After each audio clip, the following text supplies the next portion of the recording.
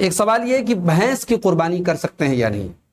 دیکھیے میرے بھائیوں، اللہ تعالیٰ نے قرآن کریم میں سورہ حج میں فرمایا کہ بہیمۃ الانعام پر اللہ کا نام لو۔ اب بہیمۃ الانعام کون جانور ہیں؟ سورہ انعام کے اندر اللہ تعالیٰ نے وضاحت کی کہ جو بہیمۃ الانعام ہیں، سورہ انعام کی 143 اور 144، 143 اور 144 نمبر کی آیت میں اللہ نے فرمایا ثمانیۃ ازواج، 8 جانور ہیں، من الضأن اثنین ومن المعز اثنین، بھیڑ کا جوڑا، بکرے کا جوڑا، ومن الابل اثنین ومن البقر اثنین، اونٹ کا جوڑا اور گائے کا جوڑا۔ یہی 8 جانور ہیں جو بہیمۃ الانعام ہیں اور جن کی قربانی ہم کر سکتے ہیں۔ حلال تو بہت سارے جانور ہیں لیکن قربانی سارے حلال جانوروں کی نہیں ہوگی۔ بھینس حلال ہے، اس کا گوشت کھانا حلال ہے، اس کا دودھ پینا حلال ہے، وہ حلال جانوروں میں سے ہے، مگر قربانی کر سکتے ہیں یا نہیں اس بارے میں اہل علم کا اختلاف ہے۔ بہت سارے علماء نے، چونکہ عربی لغت کی کتابوں میں یہ کہا گیا ہے کہ الجاموس نوع من البقر، بھینس بھی گائے کی ایک قسم ہے، تو چونکہ لغت کی روح سے بھینس گائے کی قسم میں شامل ہے، اس لیے بہت سارے علماء نے بھینس کی قربانی کو صحیح قرار دیا ہے، جائز قرار دیا ہے۔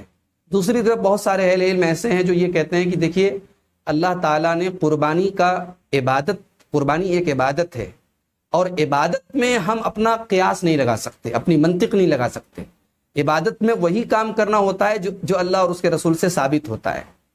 تو بھینس اگر گائے کی قسم میں سے ہوتی تو بہت سارا فرق گائے اور بھینس میں نہ ہوتا۔ ہم جانتے ہیں کہ گائے اور بھینس میں بہت فرق ہے، دونوں کے مزاج میں فرق ہے، دونوں کے گوشت میں فرق ہے، دونوں کے دودھ میں فرق ہے، اور پھر گائے اور بھینس کا کبھی جوڑا بھی نہیں ہو سکتا ہے۔ یہ بھی ایک بہت واضح اور جو ہے ظاہری فرق ہے جس سے یہ ثابت ہوتا ہے کہ گائے اور بھینس ایک جنس میں سے نہیں ہے۔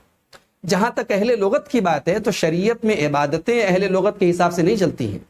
آپ دیکھیں لغت میں اگر آپ لسان العرب وغیرہ میں تو یہاں تک لکھا ہے کہ الشات، جو عربی میں اس کو عام طور سے ہم ترجمہ کرتے ہیں بکری، الشات کا لفظ جو ہے عربی میں یہ بھیڑیا کے لیے بھی استعمال ہوتا ہے، یہ ہرن کے بچے کے لیے بھی استعمال ہوتا ہے۔ تو کیا ہم ہرن کی قربانی کر دیں؟ نہیں کر سکتے ہم۔ اسی طریقے سے شات کا لفظ عربی میں الحمار الوحشی، جنگلی گدھے کے لیے بھی استعمال ہوتا ہے۔ تو کسی جانور کا حلال ہونا ایک الگ چیز ہے اور قربانی کے جانوروں میں شامل ہونا ایک الگ چیز ہے۔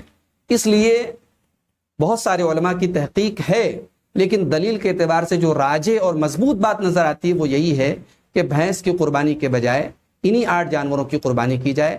ہاں جہاں مجبوری ہو، ہمارے پاس کوئی اور آپشن نہ ہو، کوئی اور جانور اویلیبل نہ ہو، وہاں الگ مسئلہ ہے۔ جہاں ہمارے پاس اور الٹرنیٹ اویلیبل ہے وہاں ہم بھینس کی قربانی سے بچیں اور پرہیز کریں، یہی زیادہ راجح اور مضبوط بات سمجھ میں آتی ہے۔